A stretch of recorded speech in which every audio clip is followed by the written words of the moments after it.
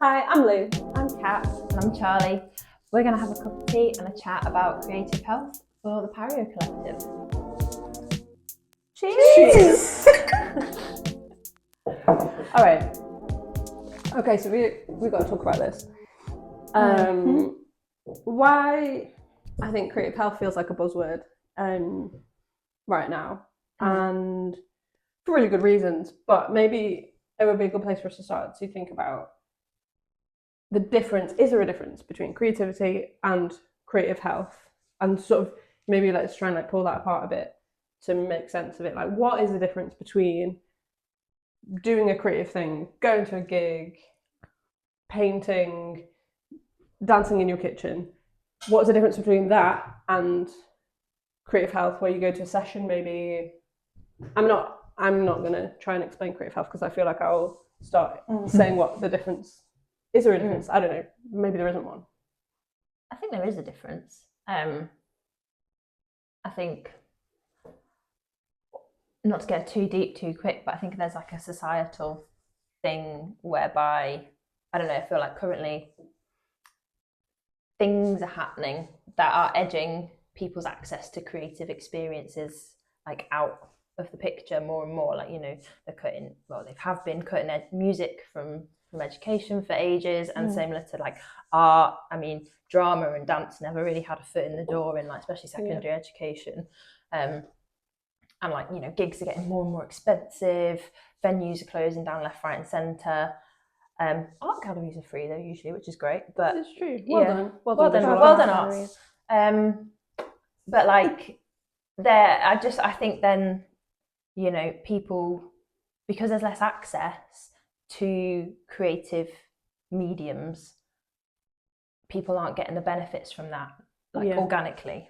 And so I don't know, I feel like that's where creative health kind of comes in, is to like fill that gap a bit. But maybe I'm being too... Question for you then. Ooh.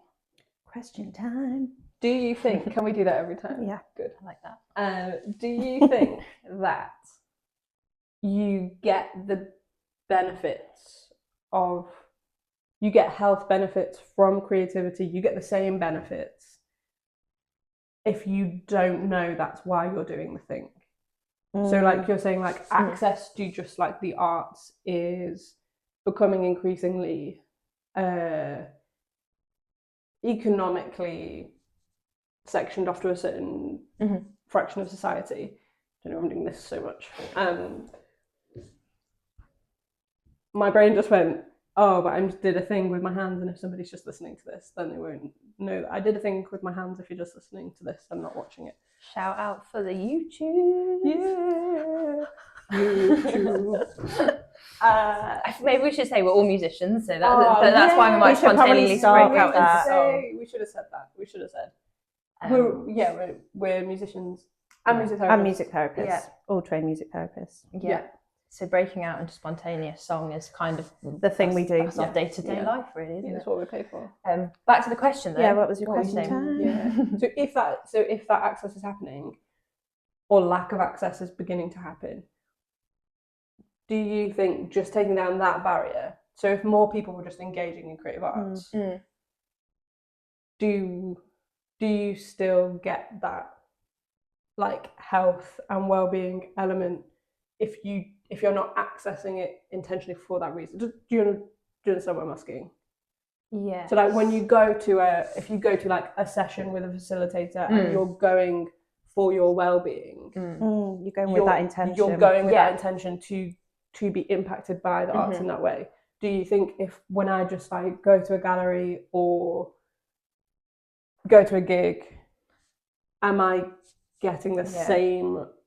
I think it's a really good question, and I think it comes down, like, for example, I am running a music therapy service at a homeless day centre at the moment, and those guys aren't coming with the intention that they're coming for a music therapy service, even though what I'm actually delivering is a music therapy service, because that kind of might put them off. They're coming to make music, aren't they? So they're coming to make music, and even though my intention is that that's going to be enabling their health and well-being, it might not be necessarily their intention. Oh yeah.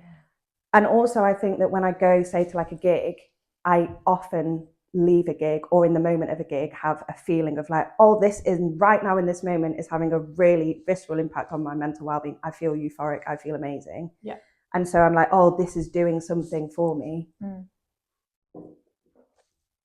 But it's like, what part of that gig experience are we then bringing into a creative health setting, and like that makes that experience of engaging in music then work within a facilitated session?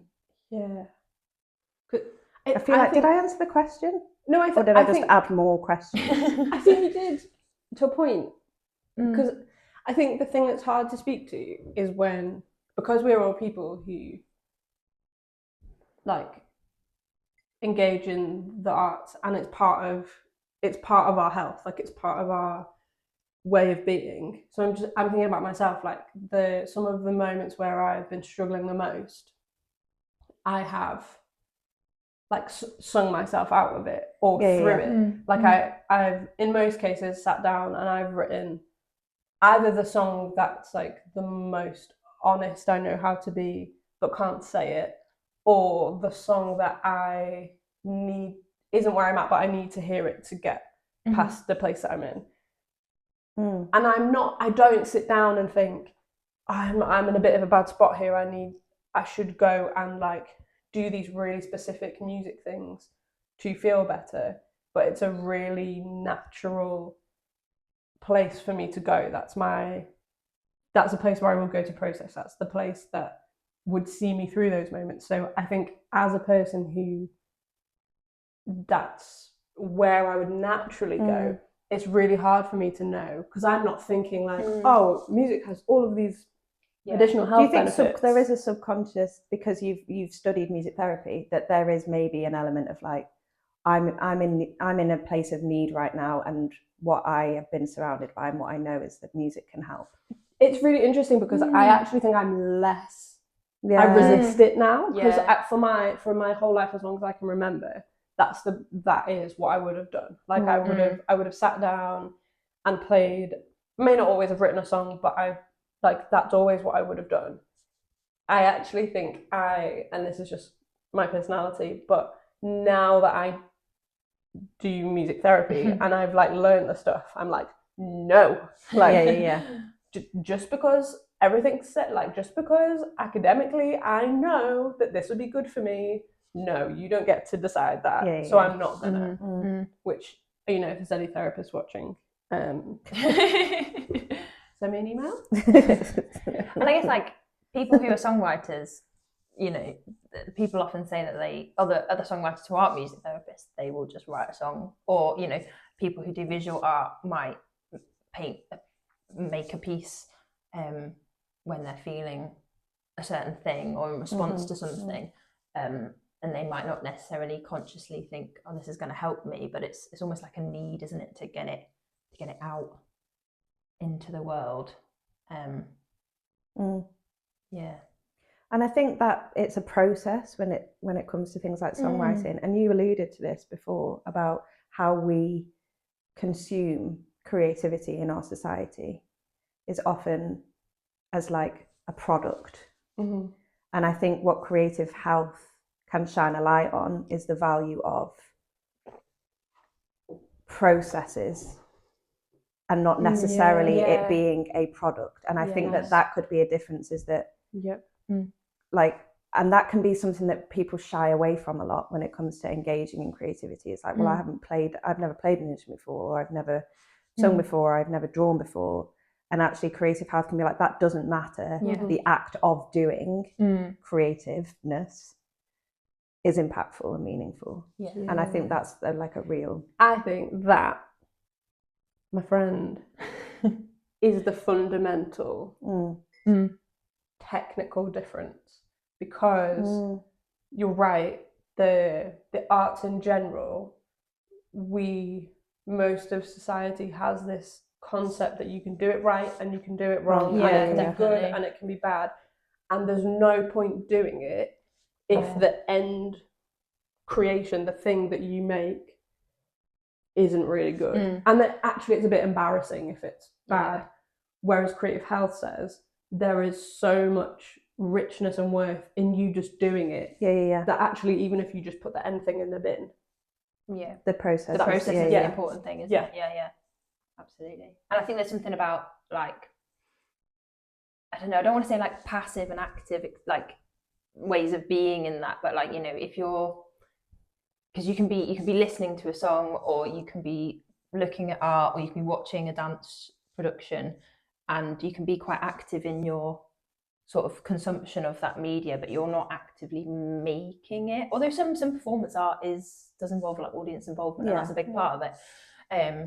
But maybe that is a form of creative health. But like, you know, a lot of creative health projects or sessions, the people are doing the art, they're doing that process. It's more active. And I think that we have like a role as creative health practitioners in changing the narrative of things like music and art being a nice to have. Oh yeah, definitely. And that kind of comes back to the like someone receiving. So like I've been in places before where they were like, oh, the music lady's here and that's lovely, like she's gonna play some music to you, which is amazing. Like that's a really like valuable thing to have. But what I can do is almost be an activist in that space and be like, oh no, it's not just a nice to have. Like this person here has an innate musical ability within them, no matter their like illness or disability. And they can be active in the making of music with me. So like I feel like we have a role as creative health practitioners to sort of change the way that people perceive how creativity can be kind of used in those sorts of environments. And I mean, I think we'd all agree that creativity is an innate thing that we all have capacity for. We all have capacity to be creative. And whether that's music, whether it's visual art, whether it's drama, whether it's dance, whether it's video, whatever, insert list of creative art things that you can do. Sorry if we missed you off. Please don't hate us. But like we all have that capacity within us, and how we express that or how we utilize that, I think, is very much shaped by the societies and the cultures and the communities that we live in. And going back to I'm like a little social justice warrior, but like the earlier point of like society has kind of, you know, the how the world has kind of created perhaps a need for creative health. Because people that those people's capacities for creativity aren't necessarily being nurtured and given space to be. It's interesting because you said before about how some sort of different cultures and communities in the world, like creative health would just be a really foreign term.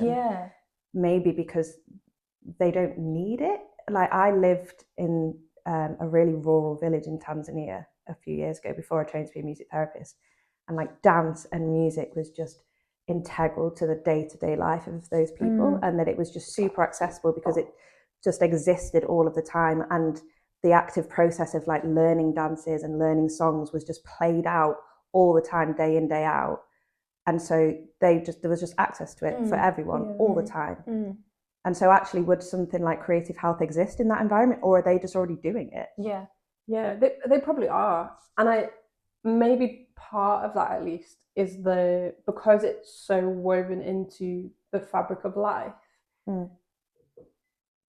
they're not in the middle of that, like it has to be good, it has like this is something that you study and this is something you learn and this is something that you're better than other people at, and are then celebrated for it. And I'm sure there's an element of that, but in a different capacity, because it's just part of like ritual, I guess it's part of life rhythm, that then there's not this kind of like put on a pedestal thing.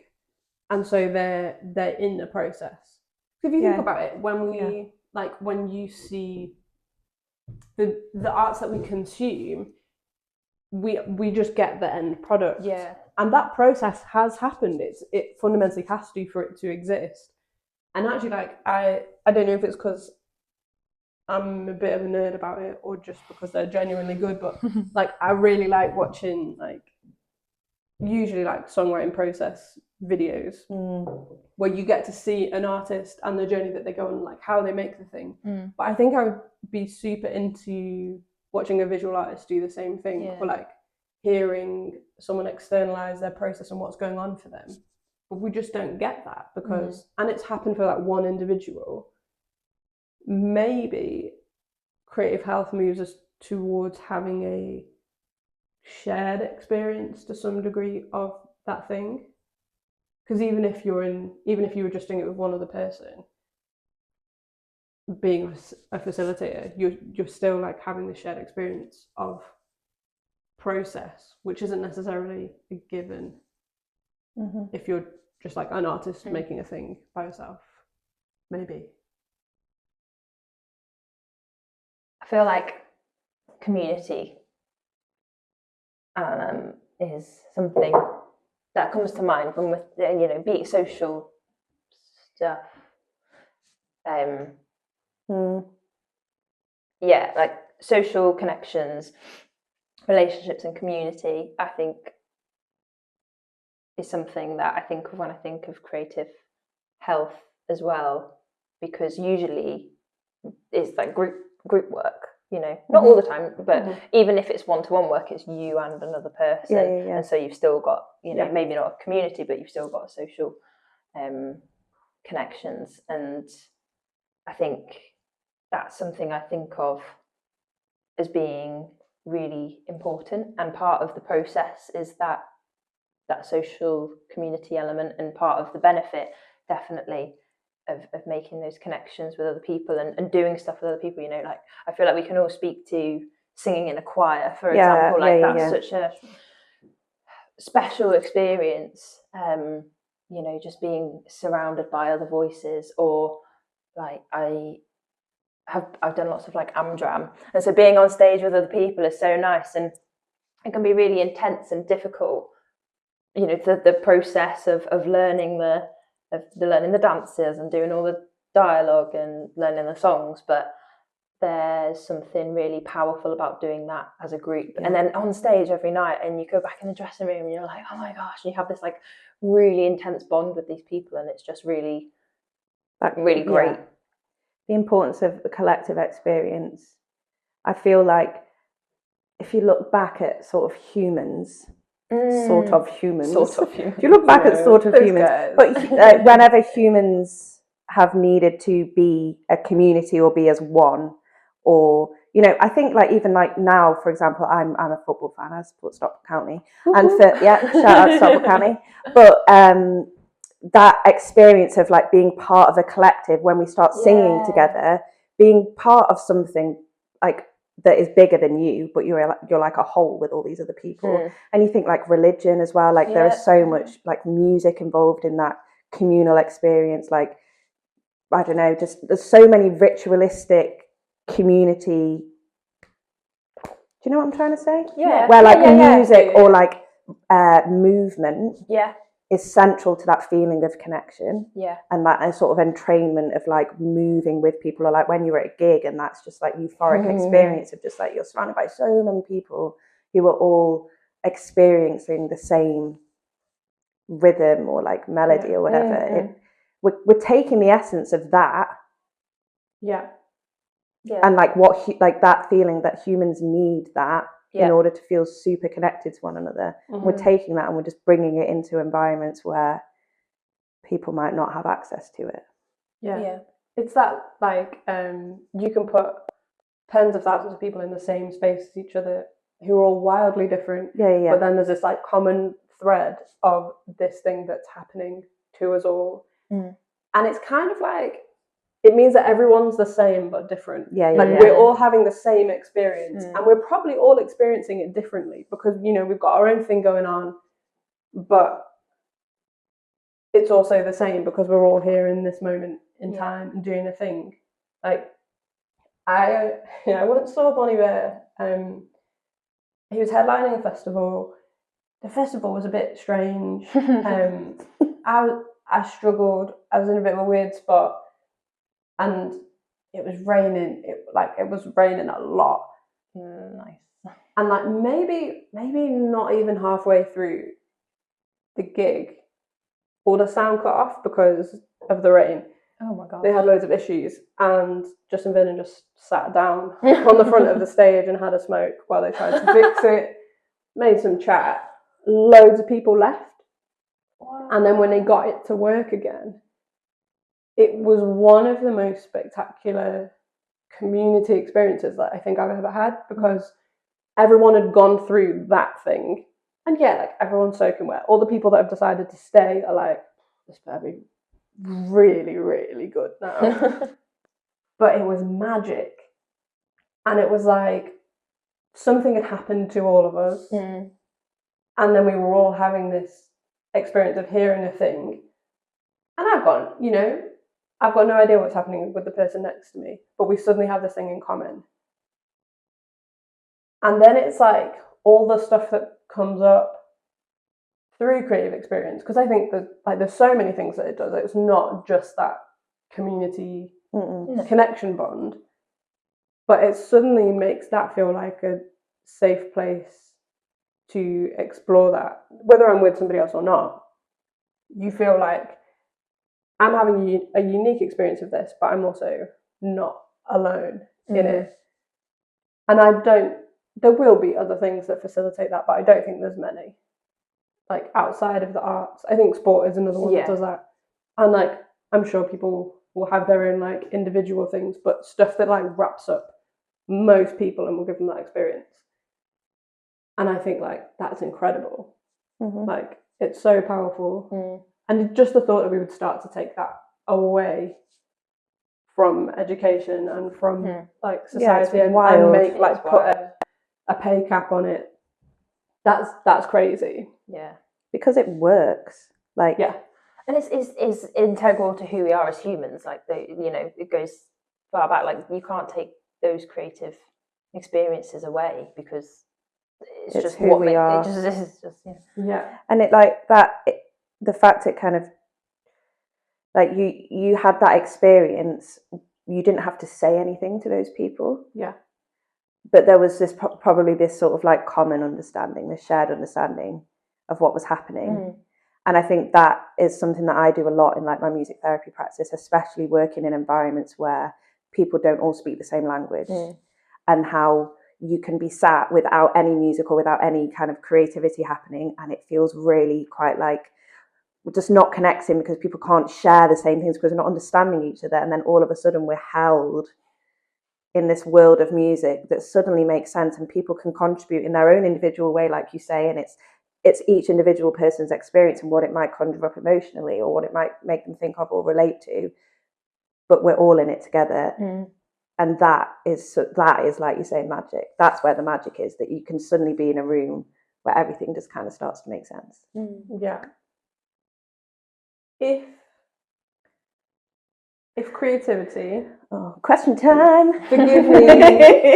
forgive me for a definition, feel free to add or tell me I'm wrong, but if creativity is just, or creating is making a thing, creating, like forming a thing that didn't exist and now it is, like whether it's a photo or a movement or a sound or whatever, if on its most basic level creating is that,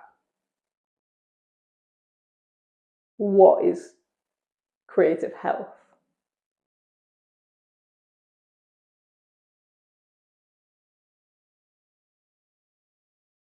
Or is it just identifying that in making the thing, a whole world of other things have happened in you, whether you acknowledge it or not?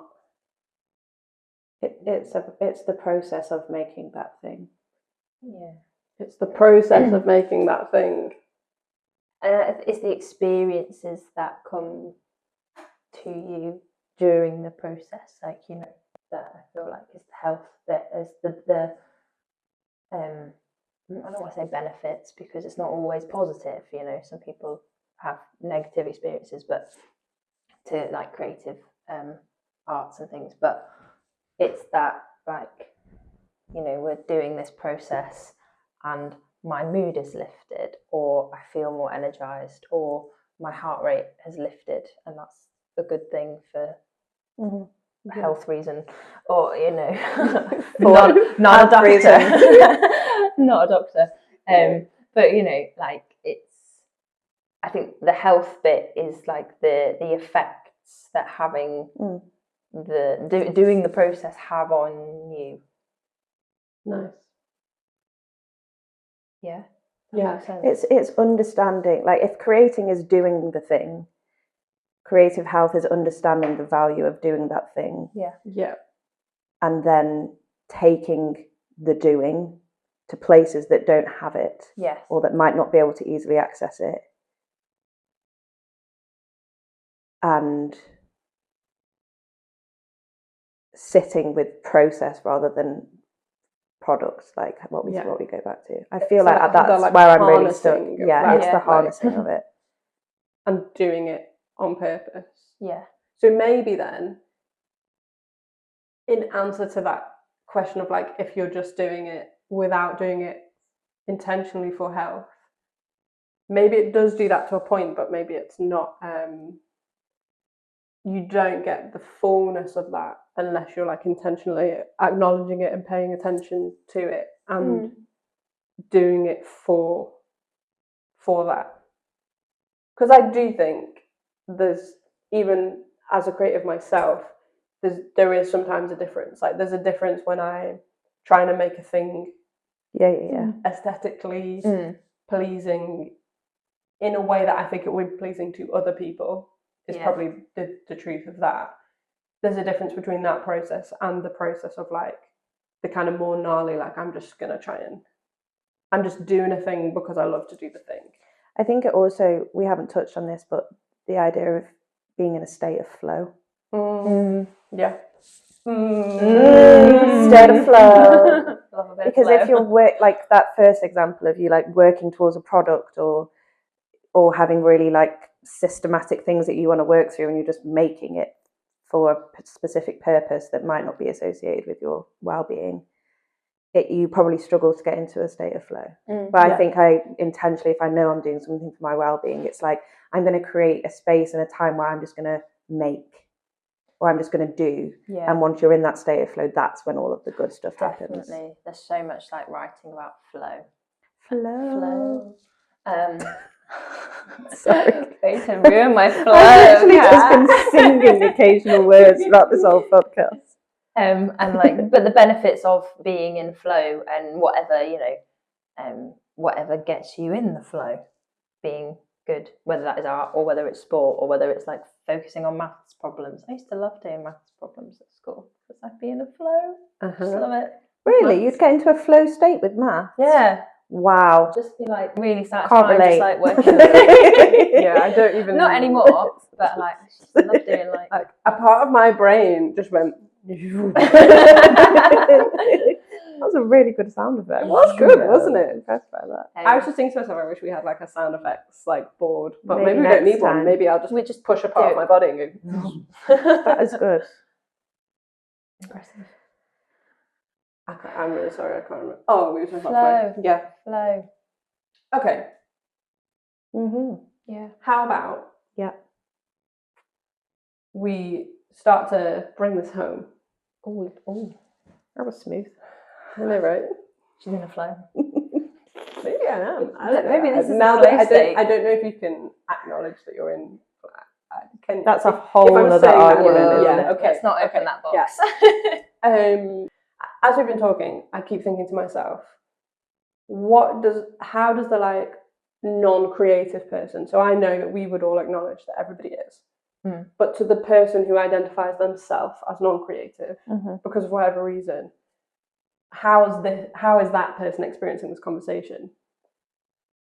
And so, I wonder if, like, for people, even for people who are creative, like, it's Creativity and Wellbeing Week coming up, or right now. Maybe it's right Depends now. when we release this. Yeah, maybe it's right now. Could be right now. Jazz hands. Ooh, we are outside of time. Ooh. Like, is there poor grammar, are there some practical things that we could be like, just try this really tiny thing, you know, you don't have to go seek out. For some people, yeah, you should go seek out a creative health practitioner, get them to help you access it. Like that is what some people need. But what about someone just listening to this right now? How somebody has stumbled upon it, I do not know. But like, what could somebody do today? Like a tiny thing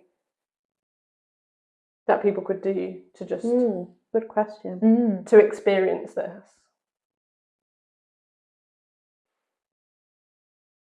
Colouring. Do you remember when the colouring books were all the rage for adults? Yeah. Love a bit of colouring. Yeah. I feel like I want to suggest something. Ooh. Is that someone can be in a space, like a private space, like you're at home or wherever. You just put on a piece of music and just move. Is this strange? No. Not to me, but that's because I feel like I didn't want to use the word dance because then someone will be like, I can't dance. Yeah. But just see how it feels to just move, even if it's just a little sway. But just sit in that space where it's just you and music and feel how it might make you want to move. Yeah. And if it turns into some like full-on dance party in your kitchen, that's great. That's great. But I just feel like just listen with intention of like, I'm listening right now because I need a bit of time out of my day to listen. To be honest, for some people, it might actually be stillness is better. Yeah. But if that's okay, but there's just like an intentional carve out some connection time with your body as well, isn't it? Like mind-body music or whatever. Carve out some time to listen with intention and let your body move how it wants to. Yeah, like that. That's what I'm going to try that when I get home. I'm not, but I am going to do it tomorrow.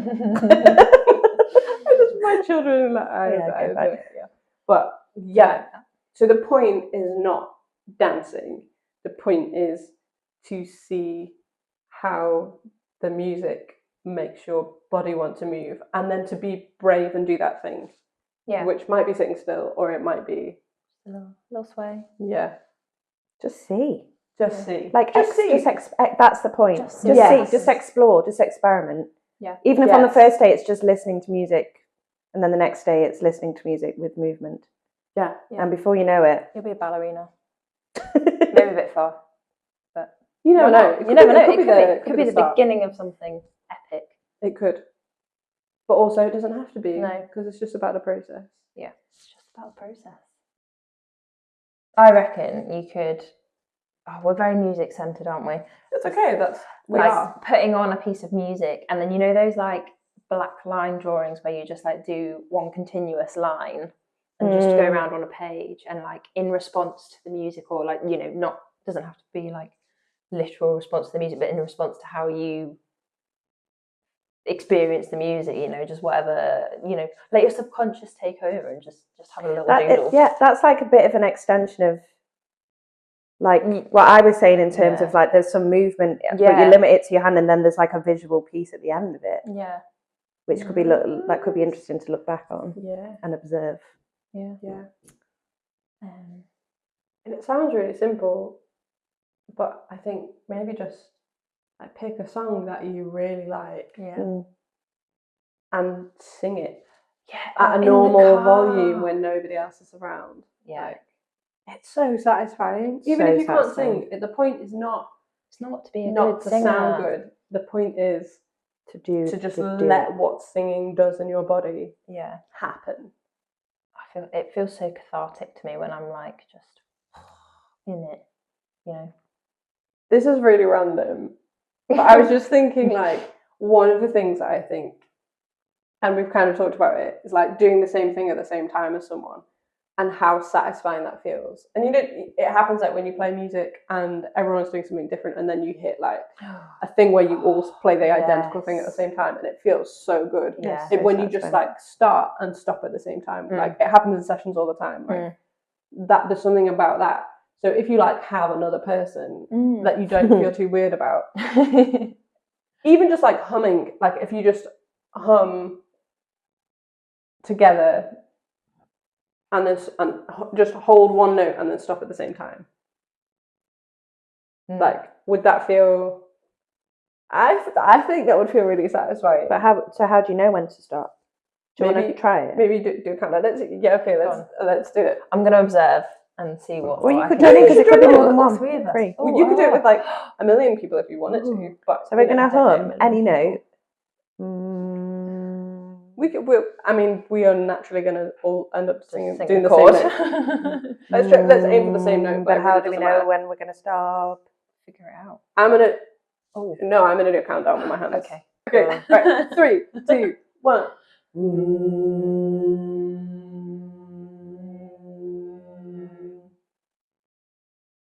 It works. It's what? That's Why? weird. Why does this work? We should know this. Why does that feel so good?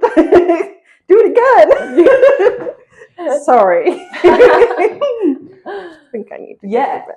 I mean, Yeah, like that's a cool little activity. Yeah. Yeah, why not? Try it. Try it. Try it. I think this would be a good place for us to start. Yeah. Until next time, Yeah. I'm probably gonna eat one of those. My tummy's been rumbling like I'm like, I really These want haven't been, they're not decorative. No, we are gonna eat them. Example. I also we are love that gonna they've eat been just like These are my muffins. brought 3 muffins. So we're gonna go eat our muffins. Yeah. And I wish we had like a sign off. We should have a sign off. We'll see. What would Pirate Collective say? I don't know.